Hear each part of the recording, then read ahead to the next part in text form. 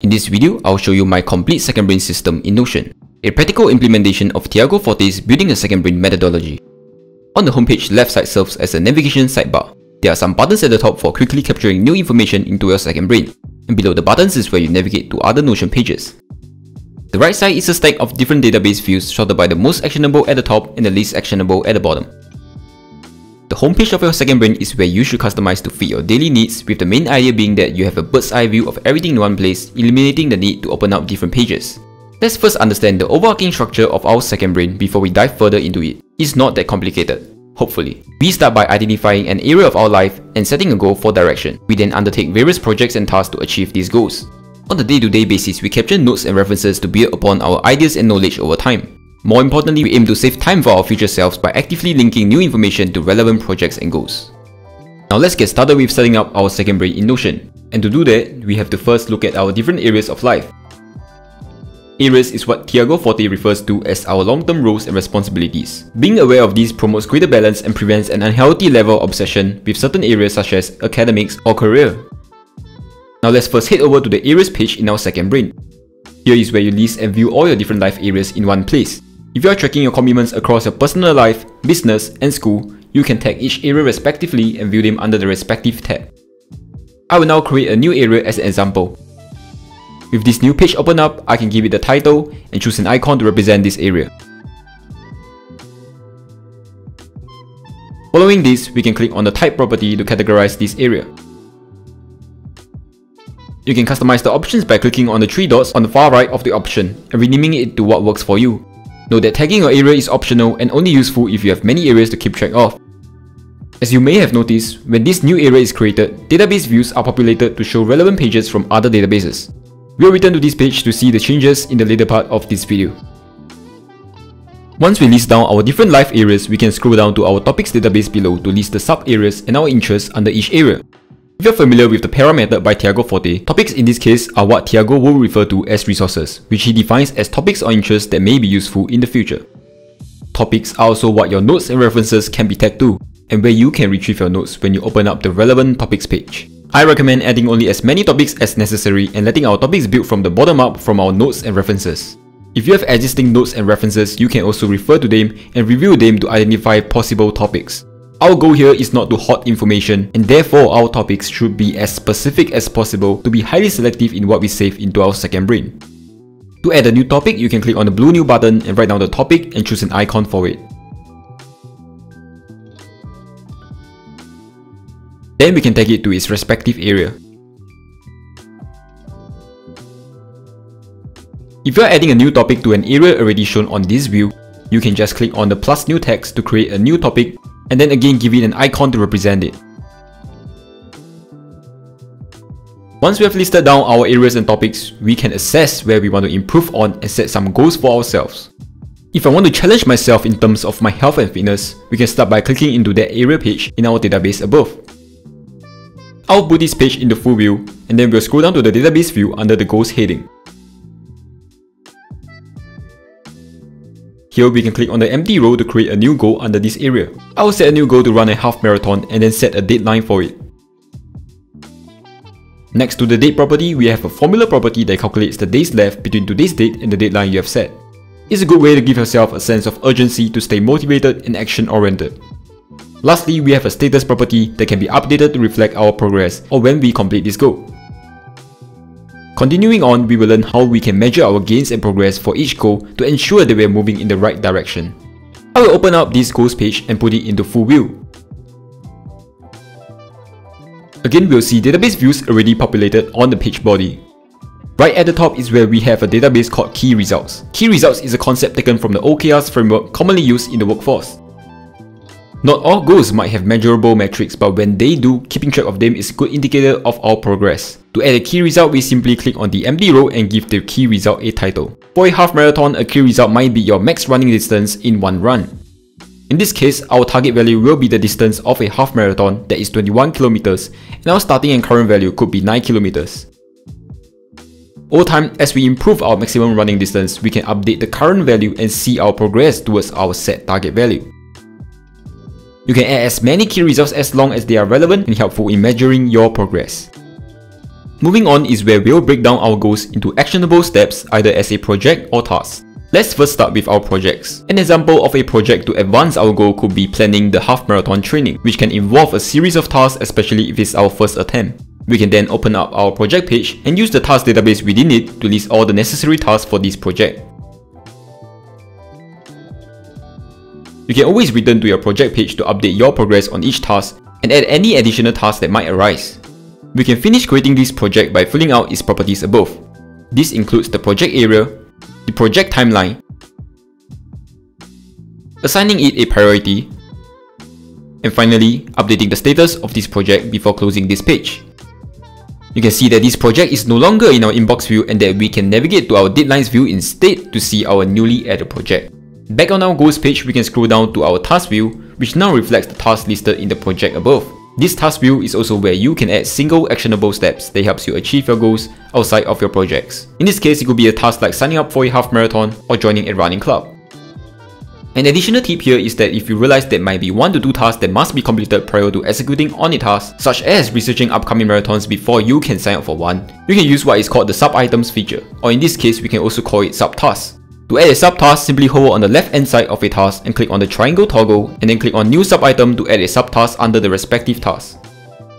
This is very useful for tasks that aren't big enough to be turned into a project but require a few steps to get done. You can now repeat this process of setting goals for each area of your life, listing down your active projects and planning new ones. Doing so will be the initial setup for using your second brain. Moving on, we'll discuss how to capture and offload information into your second brain on a daily basis.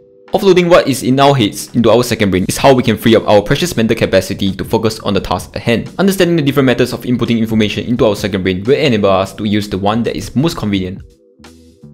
Firstly, if you're on the Notion page that contains the respective database where you want to capture the information, simply click on the plus new text to add a new page. Alternatively, you can click on the blue new button on the top right of the database view to add a new page to this database. On this page, you can fill in the page title, followed by the relevant properties of this database. And optionally, you can use the page body to add anything else that is relevant. Secondly, we can use database templates. Database templates allow us to pre-fill certain properties or structure the page body to how we want it to be. Let's create a default template for our task database. We'll hover on the top right and click on the drop down arrow beside the blue new button, and then we'll click on new template. I want to use this template for creating high priority tasks, so I will title it high priority, give it a page icon, and update the priority to high.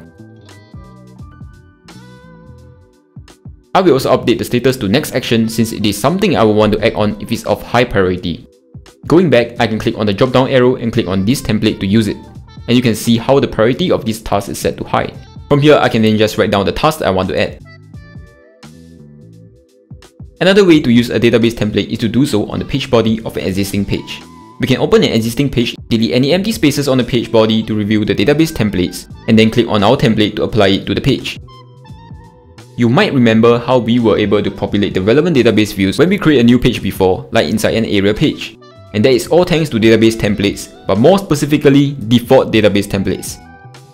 You can set any database template as default by going back to our database templates and clicking on the 3 dots beside the respective template and then choose set as default. And decide if you want to use this template for all views or just this view. Taking it further, we can also have repeating database templates. This can be helpful for something like a recurring task like reviewing my inbox weekly. I will first create another template under this task database. I will title the page as my task and give it a page icon. And then I will set the status to next action. More importantly, I have to set the date to a dynamic option that is using the date when duplicated. Now, exiting this template view, I will go back to the task view and our database templates. And then click on the 3 dots beside this new template. We can then click on repeat and set it to repeat weekly and do the customization here, such as choosing the day of the week and the start date before we hit save. As you use your second brain and notice any recurring patterns in your pages, consider creating a template for it or even a repeating template. The next method of capturing new information in Notion is probably the most underused feature. This process involves creating a new page using the relation property. Opening up a project page, the first relation property we see is actually the area property. But for area property, we most likely won't need to create a new page since areas is what we have predefined when we were setting up our second brain.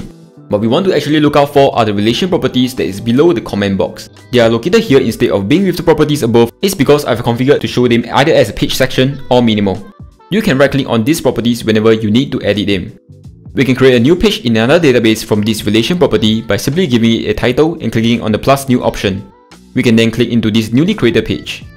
With this page opened, we can then fill in the other necessary details. And this is an example of how you can capture new information through relation properties. The next method of capture is probably one of my favorites, and that is using buttons.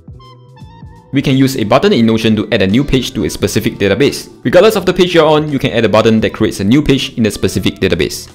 This is useful if you have multiple databases on the same page, or if you just want an easy to click button to quickly jot down everything you want to remember. To create a button, we need to first create an empty space and use the / command to search for a button block. Then we add an action called add page to and select the database we want to add, of which in this case I will choose the reference database. Once selected, we can choose to preview properties like the type of reference to what I often consume, like articles. Next, add a second step to open this page. Click on select page and choose the option new page added to open up the page we created above. And then we can set it to open inside page, which is my personal preference. You can finish up by giving this button a name and icon that best represents it. Clicking on this button will create a new page in our reference database with the type of note already filled in as article. And from here we can fill in the title and any other details. But if you're actually collecting articles that is coming from the web, you should consider using the next capture method that is using a browser extension like Save to Notion. Save to Notion allows you to clip the web page link and content to your chosen database. Once you've installed the extension and connected it to your Notion account, here's what you can do. We'll first need to create a form that we can reuse, whether for saving new information to the same database or to preview some properties as we did for our buttons earlier. When creating a new form, we first click on Add a Form. Then we select the database which we want to save. From here, we can first hide away the properties we don't want to see and then unhide the properties we want to preview or fill in. Some properties like the publication date or the author's name can be dynamically put from the page itself, meaning the extension will do its job in finding this relevant information. I will use this form to save my video references, so I will preview the type property to be video, and let's also rename this form to video and give it an icon that better represents it before we save and test out the form. Say if I'm watching a YouTube video and it seems helpful for a project I'm working on, I can click on the extension on the top right and use the video form we created earlier. Just make sure everything is how you want to save it and then click on Save Page to save it into Notion. Back in Notion, we can go to our reference page and see this newly saved page in our inbox with all the relevant properties already filled in, and we can start taking notes on the page body. Now that you're familiar with the different methods of capturing and offloading information into your second brain, you can finally free yourself from lingering tasks and ideas distracting you. However, we don't want information to merely pile up and become a mess in our second brain. In the next part, we will learn how to process and organize the information we have captured. When it comes to reviewing and organizing our newly captured information, we first head over to our inbox page. The inbox page shows us 4 key types of information: tasks, projects, notes, and reference. These are the most commonly captured items from your day-to-day life, and hence they might also include irrelevant information on second thoughts. And when your tasks, projects, and reference are first created, they have the default status of inbox. While for our notes, we usually tag them as fleeting or literature notes before they become permanent notes, which takes inspiration from the Jeder-Kästen method. This intermediary status provides an opportunity to remove any irrelevant information before we make further efforts to organize them. For irrelevant tasks, you can delete the pages during your review. For your project's reference or notes, you can either delete them directly, or if they might have future use, you can open up the page and archive it. And this process of reviewing your inbox is what most people do at least once at the end of each week. However, it all depends on how much information you capture. Some might require more and others less. But most importantly, it is to ensure your inbox and your second brain remain a safe place to offload what's in your head and that it don't become an overwhelming mess. After removing the clutter, the next step is to clarify the remaining items in your inbox. When we capture information on the go, we might have been vague about it to be quick. Now as you review each item, rename and title it as clearly as possible. This is also when you fill in all the relevant properties on the page, so we leave no room for procrastination due to unclear next steps. Once that is done, we can update the status of this task to next action, and thereby removing it from our inbox view. Similarly, for the notes you have captured, while you only want to keep the essence of the information, they should be written clearly and with enough context that if you revisit them in a few months' time, you still know what you meant.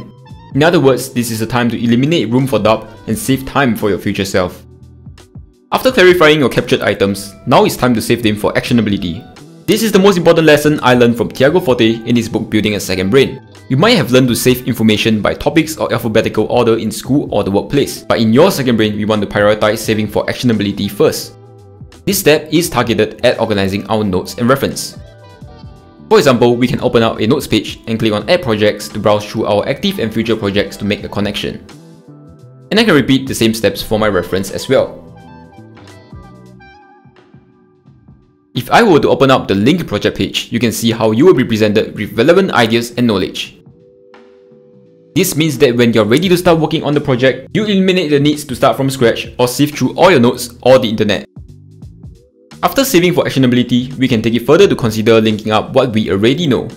In a technical sense, this means making use of the relation property again, but instead of connecting between different databases, we are looking at connecting pages within the same database. For a new project idea, this could be linking to a similar project you have completed in the past, of which we can take reference on. I'll head over to the Project tab view, open up a project page, and click on Add Related Projects. This allows me to browse through all my projects and link any past projects that are relevant.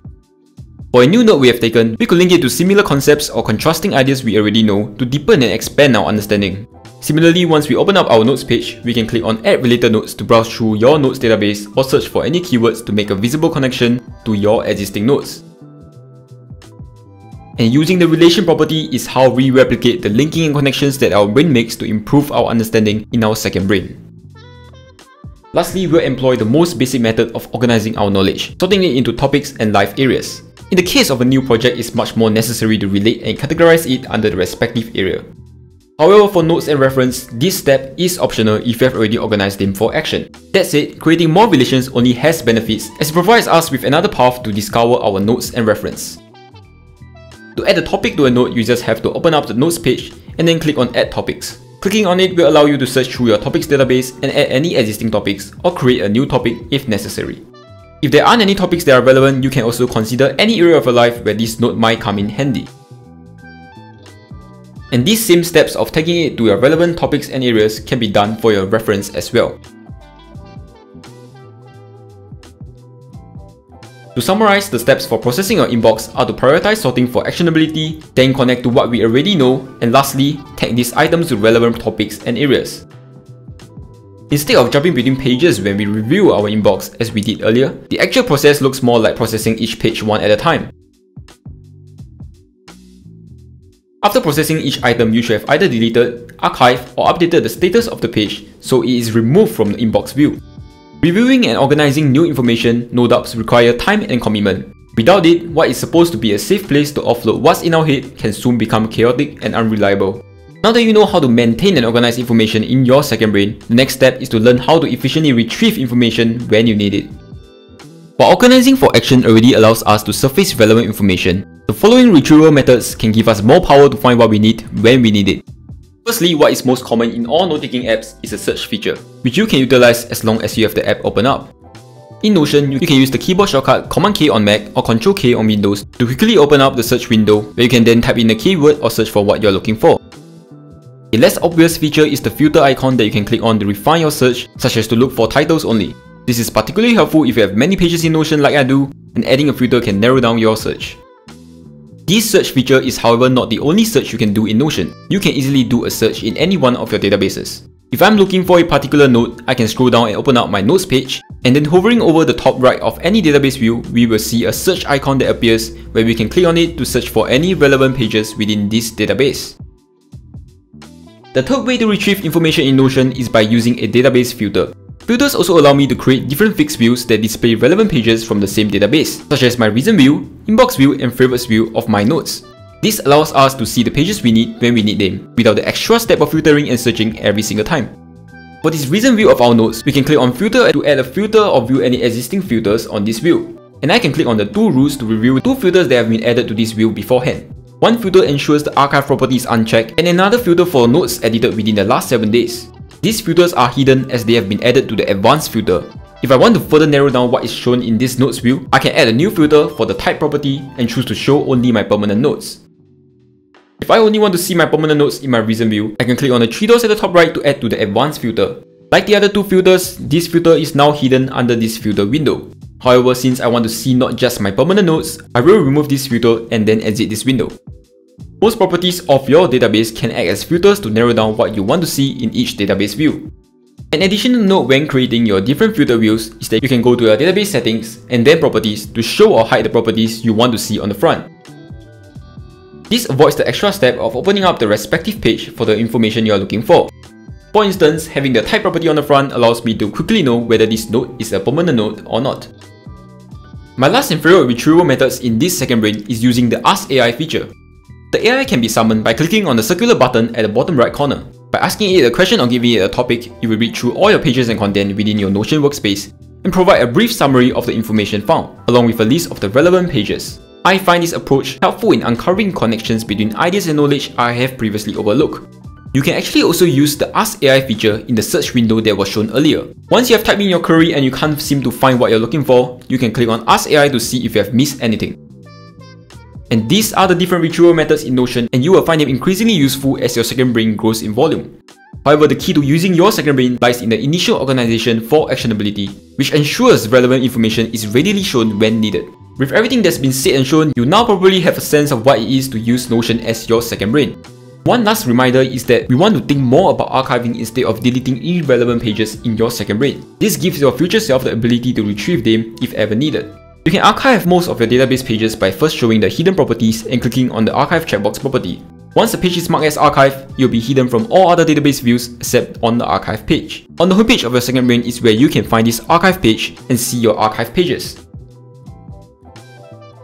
Archiving can also be done for past projects and goals that have been completed, so you can focus on what's at hand. Every so often, when you feel your second brain is showing you more clutter than clarity, consider reviewing your inbox from projects to notes and archive what is no longer relevant to you. My final message is that a system you trust is better than a perfect system. Be patient in building your second brain and build the trust with it. If you want the ready-to-use Notion template to get started with building your second brain, I'll leave the link in the description below. If you want to dive deeper into using Notion for taking notes, watch the video on the screen, and I'll see you again.